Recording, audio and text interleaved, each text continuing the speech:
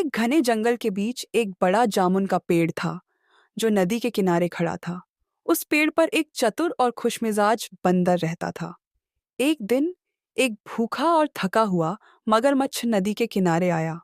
वह खाने की तलाश में था और बहुत परेशान दिख रहा था। बंदर ने मगरमच्छ को देखा और दया से भर गया।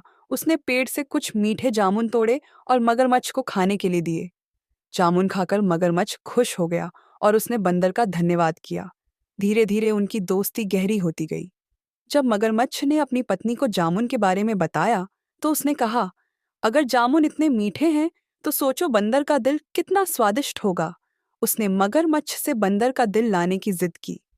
मगरमच्छ ने अपनी पत्नी को खुश करने के लिए बंदर को धोखा देने की योजना बनाई। अगले दिन वह बंदर के पास गया। मेरी पत्नी तुम्हारे जामुनों के बारे में सुनकर बहुत खुश है। वह तुम्हें हमारे घर बुलाना चाहती है, मगरमच्छ ने बंदर से कहा। बंदर ने कहा, मुझे तैरना नहीं आता। मगरमच्छ ने जवाब दिया, मेरी पीठ पर बैठ जाओ, मैं तुम्हें ले जाऊंगा।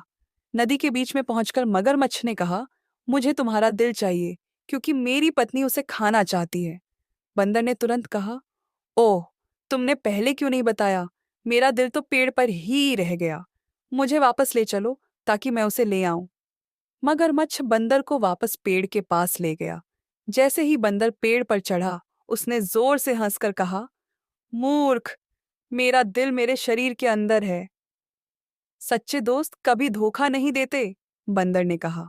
मगरमच्छ को अपनी गलती का एहसास हुआ और वह शर्मिंदा होकर लौट गया। इस कहानी से हमें सीखने को मिलता है कि चालाकी और समझदारी से किसी भी मुश्किल से बचा जा सकता है। सच्ची मित्रता में विश्वास और ईमानदारी जरूरी है।